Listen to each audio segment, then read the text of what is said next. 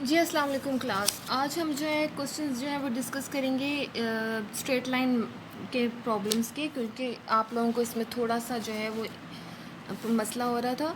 Straight line वैसे तो basically बहुत आसान है, लेकिन इसमें मैंने जब असाइनमेंट्स आप लोगों की चेक की तो उसमें मुझे एहसास हुआ कि आप लोगों ने दो जगह पे जो है वो आप लोगों को जो है वो उसका पॉइंट्स का आपने ख्याल नहीं रखा, और उसमें आप लोगों के जो है कुछ मिस्टेक्स हैं, जिसकी वजह से मैंने सोचा कि मैं आपको क्लियर कर दूं कि ये क्वेश्चंस जो है इसमें आप क्या मिस्टेक कर रहे हैं। सो आज के लेक्चर में हम लोग जो है स्ट्रेट प्रॉब्लम्स करेंगे कुछ, इसमें स्ट्रेट लाइन डेप्रिसिएशन मेथड के लिहाज से। चलिए लेक्चर शुरू करते हैं। सो ये क्वेश्चन नंबर प्रॉब्लम नंबर 9.2 आपके सामने है। प्रॉब्लम नंबर 9.2 में वो कह रहा है कि अक्टूबर 26, अक्टूबर आपका कौन सा महीना बनता है, ये आपको बहुत गौर से देखना है कि आपका जो है अक्टूबर जो है वो आपका 10th मंथ बनता है। ठीक है। सो आपके एक साल में जो है वो कितने महीने होते हैं, वो आपके एक साल में जो है टोटल 12 महीने होते हैं। तो अक्टूबर आपके पास जो है वो 10th मंथ बनता है। तो डेट देखेंगे आप तो 26 अक्टूबर 1998। ठीक है। सो यहाँ पे आपको जो है Atlantic iron works acquired new machinery at a cost of 50,000। The machinery has an estimated useful life of 5 years with a residual value of 20,000. For income tax purpose, the machinery qualifies a 3 years property. सो ये तो इस लिहाज से जो है कोई इतना वो नहीं है, लेकिन कुछ लोगों ने क्या किया कि 3 इयर्स प्रॉपर्टी को भी जो उन्होंने ईयर कंसिडर कर लिया, लेकिन 3 इयर्स प्रॉपर्टी इज़ समथिंग है। सो उसमें इनकम टैक्स लग रहा है, वो आप ये आपने कैलकुलेट नहीं करना है, वो आपका मार्क्स में रखता है। सो यहाँ पे जो है आपको क्या करोगे कि आपकी जो है आपने अक्टूबर देखा कि अक्टूबर 26 आपके पास गिवन है। सो यहाँ पे आपके पास जो है 10वां महीना है। ठीक है, यानी 10वें महीने में जो है उसने एक नई मशीनरी परचेज़ की जिसकी प्राइस थी 50,000, और उसमें जो उसकी एस्टिमेटेड लाइफ थी वो 5 इयर्स थी, और उसकी रेजिडुअल वैल्यू जो थी वो 20,000 थी। ठीक है, रेजिडुअल वैल्यू, साल्वेज वैल्यू। सो हम लोग क्या करेंगे, सबसे पहले तो हम लोग जो है इस तरीके से टेबल बनाएंगे। सही है। सो आपके लिए जो इजी वे है वो आप देख लें कि आप उसी तरीके से करना चाहते हैं, मगर मैंने ज़रा समझाने के लिए आपको जो है इस तरीके से टेबल बना दिया है ताकि आपको समझ आ सके कि आपकी गलती क्या थी।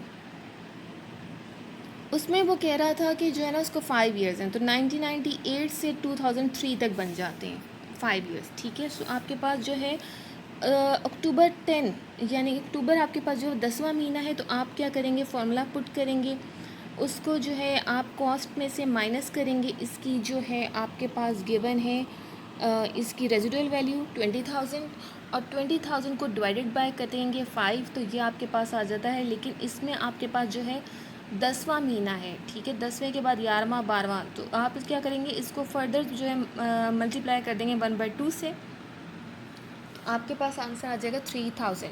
ठीक है, यानी कि फर्स्ट ईयर में आपके पास सिर्फ जो है वो आपने 2 महीने उस मशीनरी को इस्तेमाल किया है, बाकी आपके पास जो है वो ऑल ओवर जो है वो सेम रहेगा। यानी कि आपके पास जो है इस 1999 में, जैसे मैंने आपको दोबारा से कैलकुलेट करके दिखाया हुआ है, कि आप नॉर्मल रेजिडुअल वैल्यू के साथ ही करेंगे।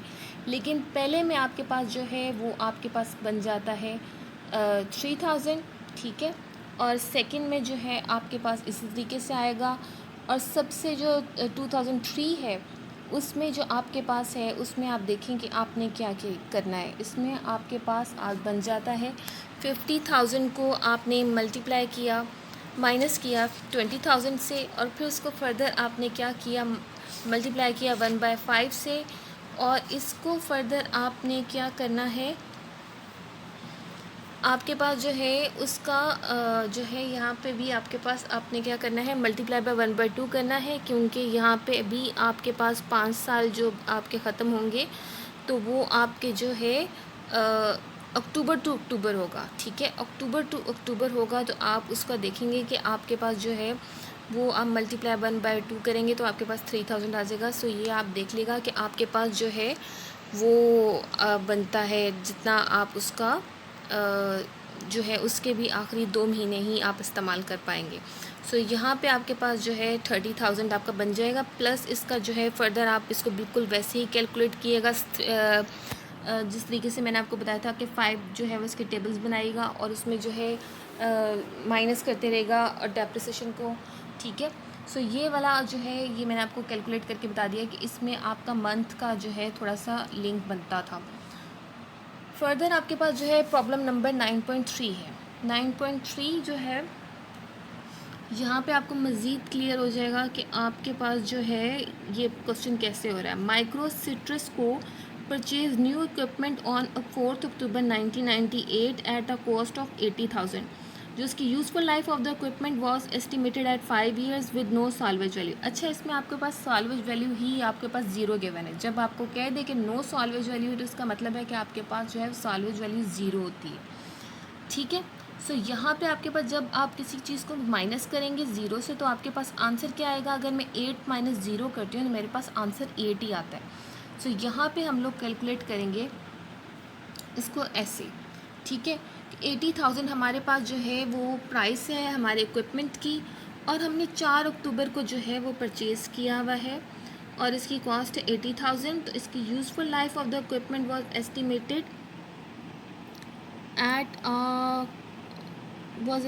Eight 5 years। तो यहाँ पे हमारे पास जो है 5 years है। तो यहाँ पे आप चेक करें कि वहाँ पे हमने क्या किया है। यहाँ पे हमने किया है कि हम उसको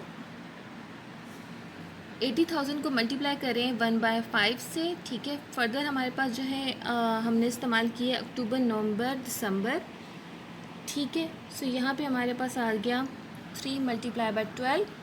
सो यहाँ पे हमारे पास आंसर आ जाता है 4,000 और 80। फिर आगे जो है पहले साल में तो हमारे पास हमने 3 महीने इस्तेमाल किया, क्योंकि पिछले वाले क्वेश्चन में अक्टूबर 26 था, ठीक है। अक्टूबर 26 था तो इसका मतलब है कि हमने सिर्फ जो अक्टूबर के जो है 4 दिन इस्तेमाल किया। तो हम लोग क्या करेंगे कि हम 2 लिखेंगे, लेकिन यहाँ पे जो है हमारे पास अक्टूबर 4 है, ठीक है। अक्टूबर 4 है तो हम यहाँ पे 3 महीने ही काउंट करेंगे, हम अक्टूबर का महीना काउंट ज़रूर करेंगे, ओके।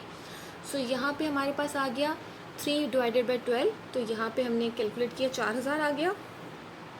80,000 को बाकी हम मल्टीप्लाई करेंगे 1/5 से, या 80,000 को आप सीधा डिवाइड बाय 5 कर लें तो आपके पास बाकी ईयर्स में जो है जैसे स्ट्रेट लाइन की सेम आती है, डेप्रिसिएशन सेम ही रहेगी। और फिर उसके बाद 2003 में जाके उसकी डेप्रिसिएशन जो है वो 9 months बन जाती है कि 9/12 आपको करना पड़ेगा, ठीक है, क्योंकि यहाँ पे आपके पास जो है पूरे 5 years की है। सो वहाँ पे जो आपके पास ऊपर वाला था क्वेश्चन जो आपके 9.2 था, उसमें उसने कह दिया हुआ कि आपकी जो fraction of a year in 1998, जो आपकी स्ट्रेट लाइन डेप्रिसिएशन है वो schedule will extend two year 2003 में, लेकिन उसकी जो है वहाँ पे वो खुद कह रहे हैं कि वहाँ पे जो है उसने 2 महीने इस्तेमाल किए।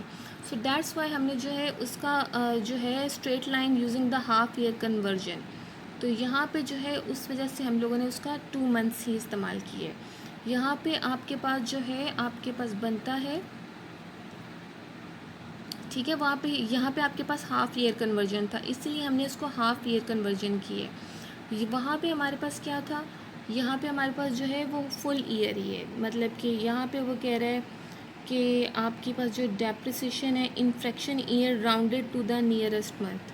सो ये आपके नियरेस्ट मंथ है और वो आपकी जो है हाफ़ ईयर फ्रैक्शन है, तो वो हाफ़ ईयर फ्रैक्शन में आप उसको डिवाइडेड बाय 2 ही करेंगे, सही है। सो ये हमारे पास था आज का लेक्चर, और बाकी के आप क्वेश्चन जो है वो स्ट्रेट लाइन के बिल्कुल ऐसे ही कर लेंगे, इसमें कुछ इतना ख़ास डिफरेंस नहीं है। सो एक छोटी सी चीज़ की जो आप क्वेश्चन 9.2 में क्वेश्चन में कल कन्फ्यूज़ कर रही थी कि उसके आपके पास जो इंस्ट्रक्शंस हैं उसमें आपके पास गिवन है कि आपके पास जो है आप जो है उसके कंप्यूट करेंगे annual depreciation expense for each year using each of the 2 depreciation method listing below, because you have recorded depreciation for only a fraction of a year in 1998, ठीक है। फ्रैक्शन ऑफ अ ईयर मतलब कि आपने क्या किया है कि आपने सिर्फ 1998 में सिर्फ 2 महीने के जो है वो किए, सही।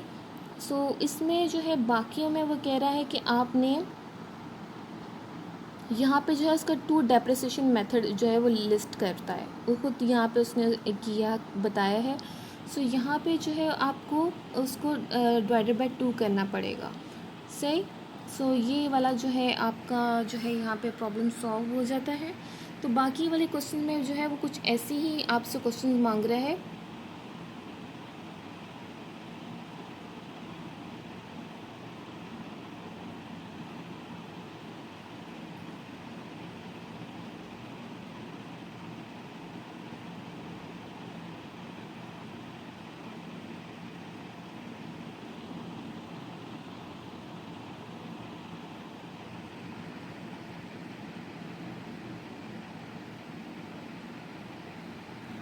सो बाकी क्वेश्चन में वो आपसे ऐसे ही क्वेश्चन के मांग रहा है। सो ये आपने अच्छी तरह देख लिया होगा। बाकी इसको आपने वैसे ही कैलकुलेट करना है कि आपके पास जो इससे अगला टेबल है वो क्यूमुलेटेड डेप्रिसिएशन का बनेगा, उसके बाद आपके पास बुक वैल्यू का बनेगा। लेकिन मैंने ये आपको जो है यहाँ पे डेप्रिसिएशन एक्सपेंस कैसे कैलकुलेट करना है मैंने वो सिखाने के लिए आपको बताया है। सो आप इसको जो है अच्छी तरीके से देख लिएगा, और बाकी अगर आपको ना समझ आए तो आप फिर से पूछ सकते हैं। और यहाँ पे जो है ये आपका पास 9.3 जो है वो कदर इजी है बनिस्बत जो है आपके पास 9.2 से, बिकॉज 9.2 में वो कहता है हाफ ईयर फ्रैक्शन आपने जो है हाफ ईयर कन्वर्जन आपने यूज़ करना है। ओके, सो ये हमारे पास जो है ना आज का है, और आपने अभी क्लास असाइनमेंट जो है मुझे प्रिपेयर करके देनी है। जो आपके पास 17 एडिशन है, बेहतर होगा कि आप 17 एडिशन से भी जो है वो क्वेश्चन सॉल्व कर लें, क्योंकि 17 एडिशन से क्वेश्चन जो हैं आपके सॉल्व करने पे आपके जो है वो काफ़ी बेहतर हो जाएगा। अच्छा, ये जैसे 9.1 ए टू 9.6 ए मैंने क्वेश्चन लिखा हुआ है, तो इसका मतलब यही है कि इसका आप जो बी पार्ट है वो भी आप कर लेंगे, यानी कि आप उसका बी पार्ट जो है आपका 9.1 बी टू 9.6 बी भी जो आपके पास 17 एडिशन में है वो भी आप सॉल्व करेंगे। चलिए आज का लेक्चर हम यहाँ पे एंड करते हैं।